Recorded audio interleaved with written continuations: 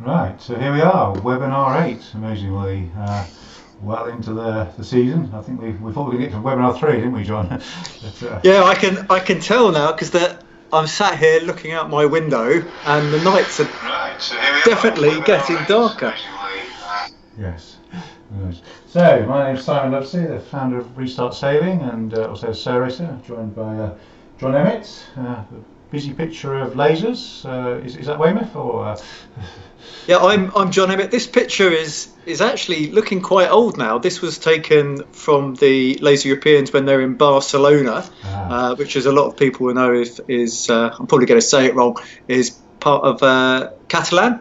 And it was actually during when they had the strikes. So we actually lost one day of racing because there was a strike. So that was a first for me, and unfortunately, Barcelona I think is probably one of the areas not doing so well in COVID. But there we go. There you go. So I think we said there were sort of 3 stages to this sort of process. Starting with what the Americans call the aggressive social distancing. I think we left that some time ago, didn't we?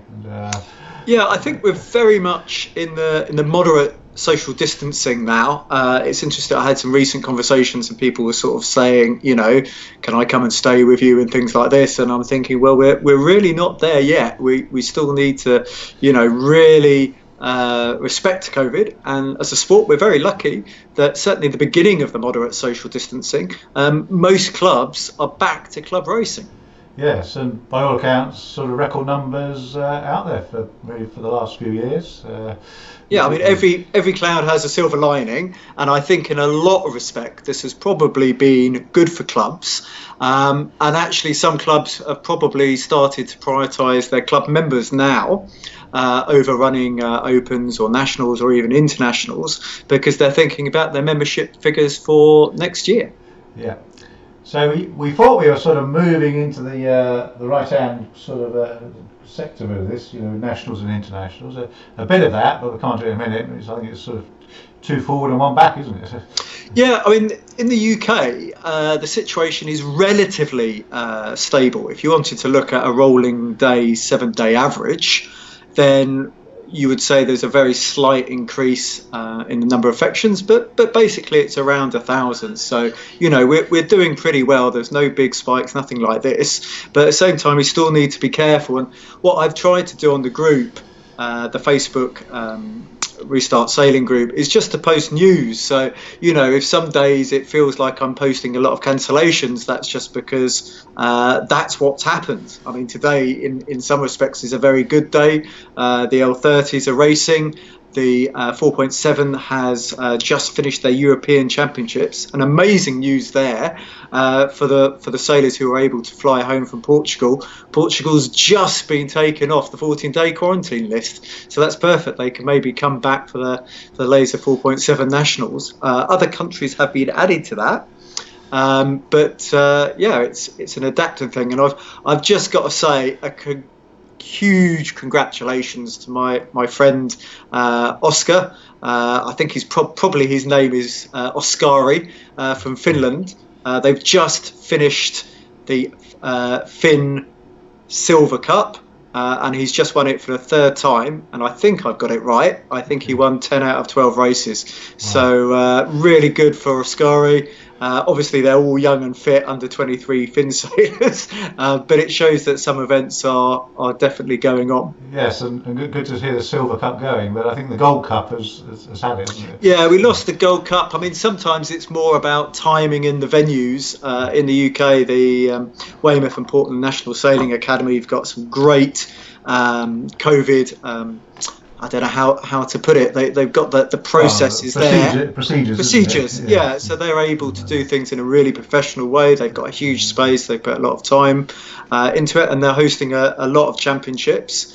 And they sort of picked up the ball where maybe some other clubs haven't been able to host them. In fact, the end of August, I think WPNSA is going to be very busy. They've just increased the Laser Nationals to 110 boats for the first 3 days, which is the 4.7s and the standards, and 110 boats the second 3 days, which is the radials. So I think the exciting thing is the next show I'll be able to hopefully tell you a little bit about some racing and stuff I've been involved with myself.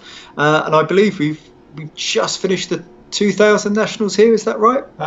We have. We'll come on to that in a minute, but a milestone we met. Yeah, coming to 2000. I think we've seen 2,000 members on the Facebook group. Oh yes, very good. Rather sort of coincidentally, but interesting to see numbers still growing. And I think although clubs are back sailing, I think the group has been very helpful and helping itself. And it's what people make it. I think we went through a phase at the beginning. A lot of people were a bit upset, a bit negative. A lot of sailing events cancelled, and now I see it as a really constructive thing just to get the information out there. And I think probably we'll look at Brixham in a minute, but those clubs that have been able to put on regattas, there's really good learning points there for other clubs to take away, because it absolutely shows that we can host regattas. I think one of the big problems with the international regattas is the associated travel to get there. I see, for example, that the 470 Europeans has just been cancelled. And that's very much about the situation there in Spain, but also people have to get there, whereas for local events people have got a much smaller distance to travel. Yes, and interestingly, the travel bans are varying across the UK. So, interestingly, I think Switzerland is on the exclusion list for Scotland, but not for England. Yeah, I mean, you do have to check it very vigorously. So when you go to Germany, they've got a whole list of countries, but it is evolving. So just before Kiel, I will need to check that the UK isn't on that list. Otherwise, I won't be going. And so a top tip, and I've got this in my coaching section, is, I would only be booking cancellation-free accommodation at this stage, or travel plans that are flexible. It was sad to see that Hayling Island has cancelled some events, and I hope that those people have, they've got accommodation and stuff they can refund, because it did feel like things were going in the right direction. Well, it did, and it looked like everyone, eventually moved into the autumn. Certainly, things like the fireballs, which were due to be early summer, were now in the autumn, and now sort of cancelled. So it's sort of. I mean, my understanding, the reason for sort of Rutland and Hayling and stuff was that actually they wanted to make sure there's sailing opportunities for their members, because if they're doing these big championships, then it curtails the sailing for the people who are members of that club, and it's a big ask in terms of the resources. So I can understand that. But at the same time, I'm sure it's very disappointing for the sailors involved. And the thing I would like to stress is good communication here. It's really important between the clubs and the class associations, and between the class associations, the clubs and the sailors, so everybody knows what's going on. And that was part of the reason for Restart Sailing. Yes, and I think good to pass the 2000 sort of milestone, and still a lot to do, I think, in terms of championships and the bigger events, but great to see the clubs back, and great to see the big numbers. So on that 2000 note, let me see there.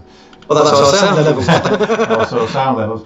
So hopefully you'll bring that in. But, this is live, the prize giving. They had, I think, about 30 boats there. So quite impressive. I think, unfortunately, probably the weather got to them today. Yes. It got to us all. I had a bit of OCD yesterday, tying my boat down. I kept on tying it, and then untying it, and retying it, and then tying it again to be absolutely sure it's still going to be there when I see it next. Because COVID has got us, and is it Storm Ella? I think. Maybe Ellen, but I'm not sure. Okay, one of these. So I did a quick update of the championships. We've seen a few cancelled this week. The Fireballs, obviously the ones at Hayling Island, I think Flying 15s, the Fevers, I think were due to go there. The Fevers have moved from the May bank holiday and tried to get one in sort of September, October. That's now not happening. So sadly the numbers going up. We've gone through the 80% barrier. But I said, good news. If we come onto it, we have been sailing this week. So the 2000s, we believe, is the second national championships after the RS Variant. But next weekend, got quite a few coming up, haven't we, John? Yeah, well, it seems it's all in my neck of the woods. I've started I've just had lots of messages from people asking me if I'm going to be doing interviews, so I need to have a think about the best and safest way to do that. But yeah, I mean it's a sellout for the lasers. Yes, I think over 200, isn't it? Which It is. It is. I'm very glad that they've opted to split the radial fleets, because it's not an indication of how good or bad the race team is. Just the longer the line, the harder it is to judge your position. And even at the Laser World Championships, we have a limit of 60 boats in the Gold Fleet, and they're the very best laser sailors in the world by definition. Just because otherwise you end up with lots and lots of general recalls. So I'm glad they're doing that. That must be a bumper number, and I think the arrows are pushed up to about 120 as well. Down in Eastbourne, but this week, we've seen the 2000s. What is it? The Laser 4.7? Is it still called that? Yeah, I don't know what I meant to say now. I'm a bit worried because this is obviously recorded, and I stick it up on the John Emmett Sailing YouTube channel for posterity.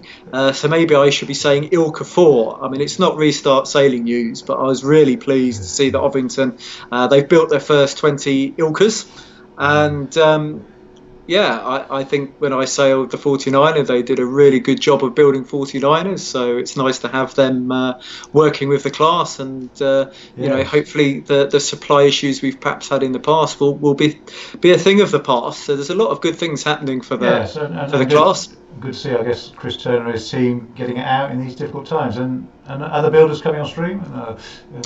Yeah, I think possibly Devotti, maybe it's Nortavela, I'm not sure, a little bit behind. A lot of the thing is actually just getting the plaques, so they're class legal boats from World Sailing, with a lot of furloughed staff, and there's even an ethics inquiry about the president at the moment. So World Sailing's got a lot on its plate at the moment, but I think things are definitely going in the right direction. There's certainly a restart needed there, but good to see.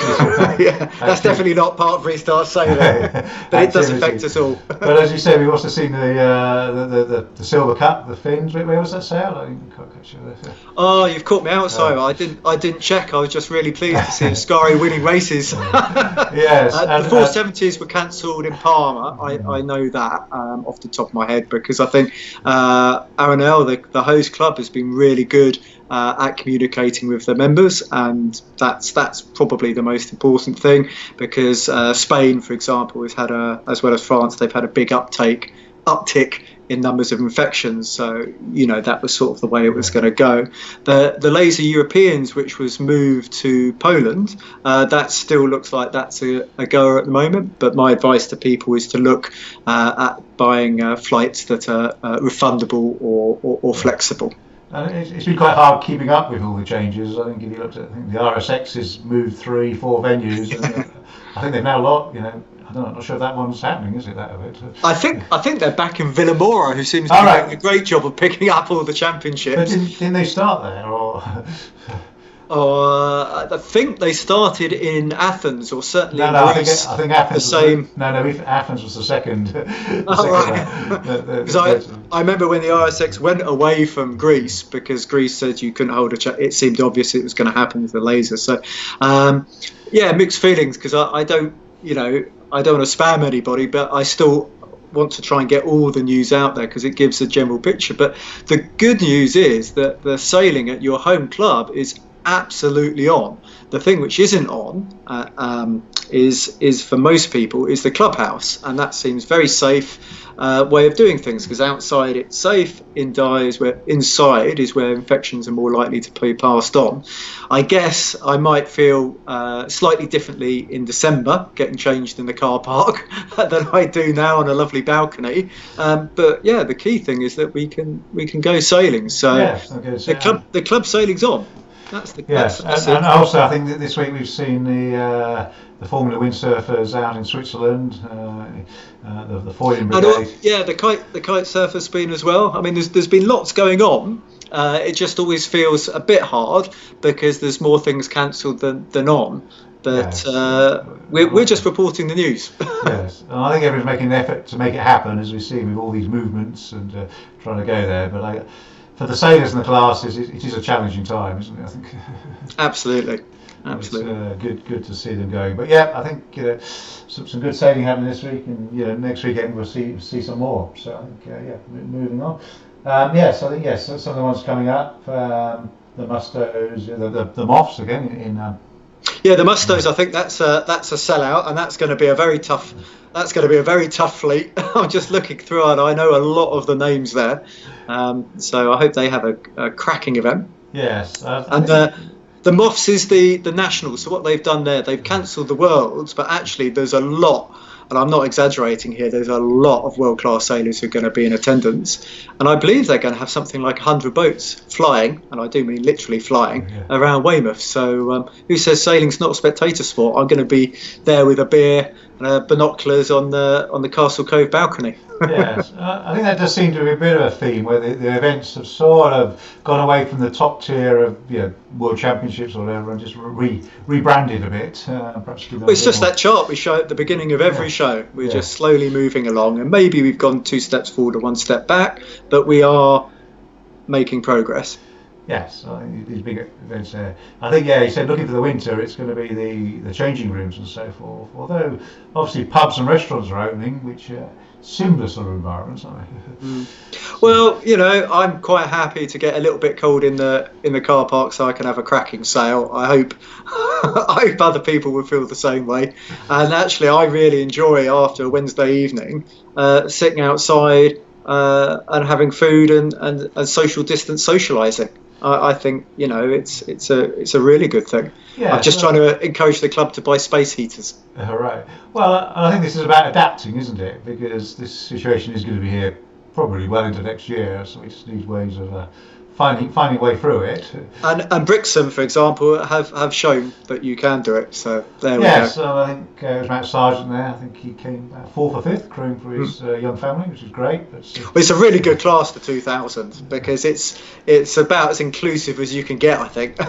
yes, and I think some perhaps we ought to get Matt on. We talk about some of the segmentation of using the clubhouse, so they didn't all go in at once.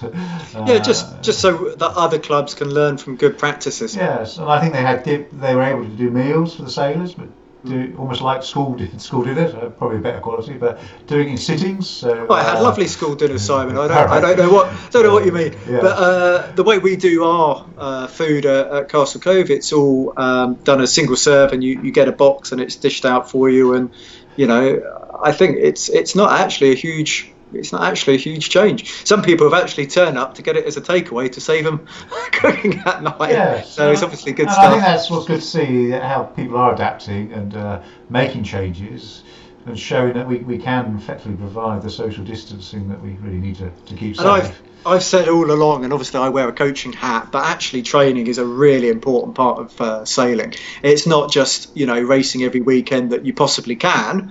When we look at training to sailing ratio, I would say we do 3 weeks worth of training for every one regatta we do, something like that with the full-time sailors.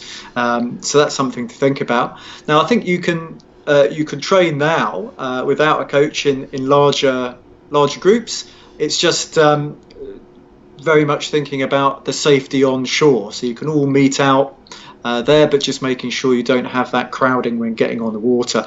So if you limit small groups to launch and recover, it's not a problem. And actually that's a bit of a nicer environment, other than the whole world trying to launch off the same slipway at exactly the same time. Yes, and I think clubs are trying to sort of again the timeshare and giving slots for people launching and coming ashore and being in the clubhouse. So, I think solutions coming out here. I think the main thing, perhaps I didn't say in this slide, I always struggle to remember what comes next, is just to be very careful with the conditions. So maybe if you're perfectly competent in 25 knots, maybe don't go above 23, just in case, because weather forecasts are only weather forecasts and things can change. You'll see Ellen, or whatever her name was, the storm came in very quickly. And choose suitable venues. If you've got a larger group, if you meet at places like the Weymouth and Portland Sailing Academy, you've got a very large sailing there in Portland Harbour. I'm saying that because it's close to me, but there's lots of venues like that which are suitable for larger groups. But at the same time, it is good to limit your travel, because every time you travel there is that that possibility of infection, and that's one of the reasons that some countries are closing borders. I'm sort of thinking of New Zealand here, although obviously their border seemed to be a little bit porous, and China, whose border seems to be absolutely rock solid, and they're not letting any of their sailing athletes out at all. It's funny. I sort of slipped off into international sailing again, but that's my. But I think you're right about looking at the weather forecast. I mean, there's actually been some nasty instances coming up this week. There was a picture of an upturned rib coming over Hailing Bar yesterday. Just got caught. Well, I was quite disappointed I didn't sail this week because it was very windy on Wednesday, and the wind hadn't dropped off as quickly as they was expecting to, and they did cancel it quite early. And actually, at 7 o'clock, it had dropped off to sort of 15 knots average, and it would have been fine. But I said to the race officer, so I do understand, and it is better safe than sorry, especially because you don't really want to be having to rescue people, because that's obviously something you never want to do at the best of times, but not now. And if you're sailing at a local club, you keep your travel down and your contact down. And my neighbours are now getting used to seeing me once a week roll up quite late at night wearing neoprene. So hopefully they realise I'm a sailor, not anything else. Yes. Right. So the next slide. Yes. So training with a coach, it is obvious that not everybody can get to championships at the moment, but I would strongly suggest to try and train championship type skills. I'm actually nervous about going on a start line with 50 other boats, because it seems to be, a very, very long time since I've done it. I can't even think. Maybe it was March. Yes, and that's an interesting thought, John, isn't it? That a lot of the other countries are having some active racing, and perhaps we're not. Finland's been racing very actively, although they have small fleets, and it is an advantage had by racing. I think that's one of the reasons that British team usually do very well. Obviously, we've got the RWA, which is fantastic, lots of very good coaches, and we have lots of people who sail. But the fact we have large fleet numbers racing and training together all the time, that's got to be an advantage. You look at the classes who have maybe 5 or 6 national ranking events a year. There is advantage to have by that racing, which perhaps people haven't done that much racing this year compared to normal. Well, yes. So it could be interesting. Well, I guess with the Olympics next year, and when. Yeah, well, I think the coach can try and do championship skills. More championships come back next year. We might see a bit of shuffling of the pecking order, I guess. Well, I'm a bit worried if it's all fastest finger first, whether I'm not fast enough to get the entries in. But yeah, learning those championship skills, because you can replicate a tight windward mark rounding at a national championship by having a very short first beat, or you can replicate a busy run by doing a downwind start, and so on and so forth. You can replicate a very tricky start by making the start line in training very short. So I think for the August focus is this championship type skill set.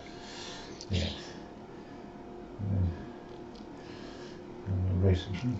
The reason I put that is because when we came back to racing, I saw a few more bumper boats than I would do it as usual, both in racing and training. And when you're training, there's no point starting over the line, because you can't do that in a real race, or you can, but it's your discard and you maybe only get one.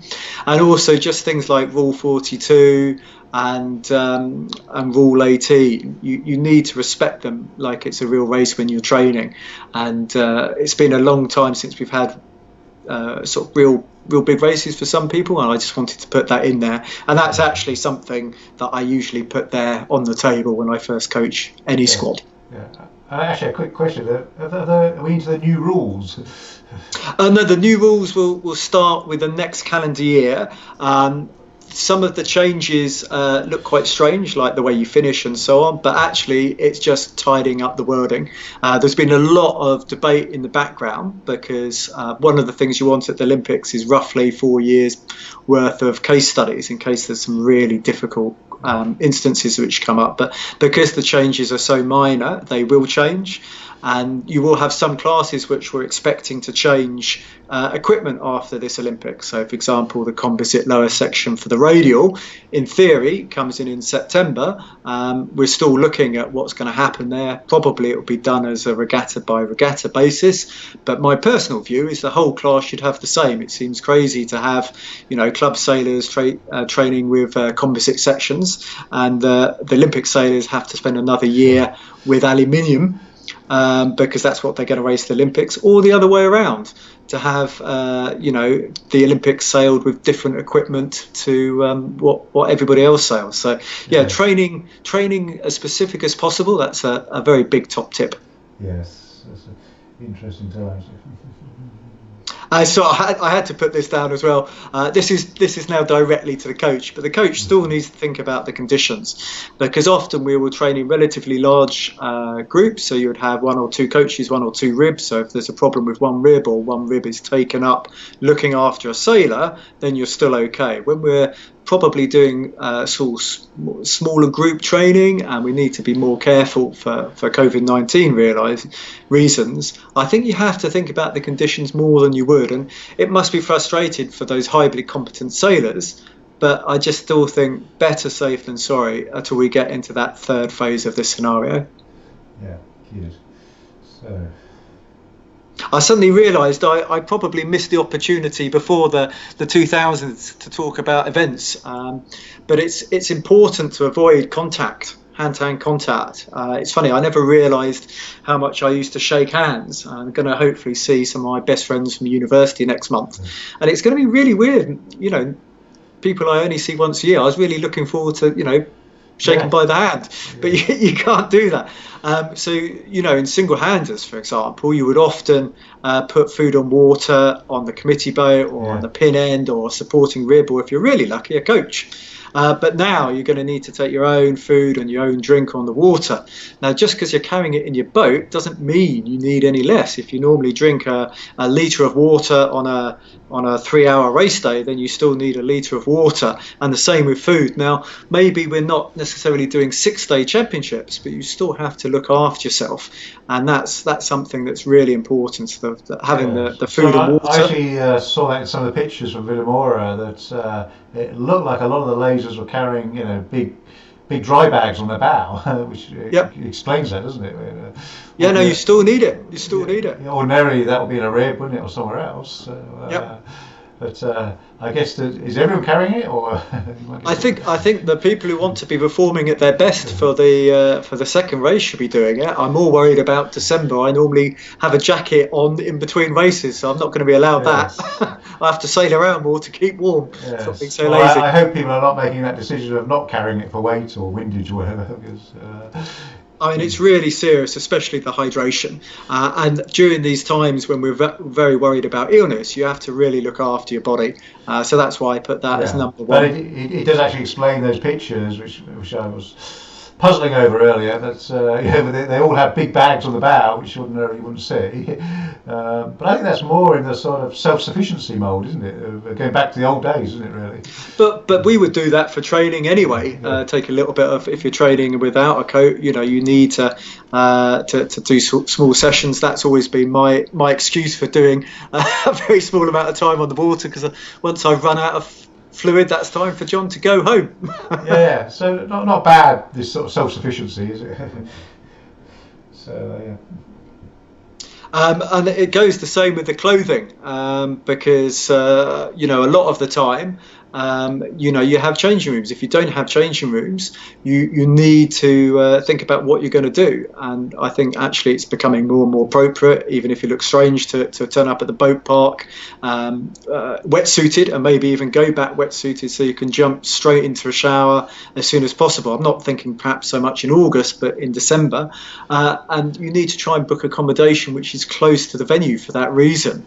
But going back to this, you do need something that you can cancel for free if it doesn't, if the event doesn't happen, and so on, because nobody knows what's around the corner. And I think we hope for the best but plan for the worst, and typically November, December is flu season. In fact, I've actually just registered to have my normal flu jab next month, something I do every every year, because if you get really bad normal flu, that can knock an old man like me out for weeks. So yeah, I think you need to really look after yourself, because although getting cold itself doesn't give you a cold or flu, that's sort of an old wives' tale. Actually, if you treat your body hard, in other words, Yeah. you get cold or tired or whatever, you are more susceptible to catch colds and flus. That's why you're told, don't go out with wet hair or wear your big jacket, because it's just not good for your body to get too hot or too cold.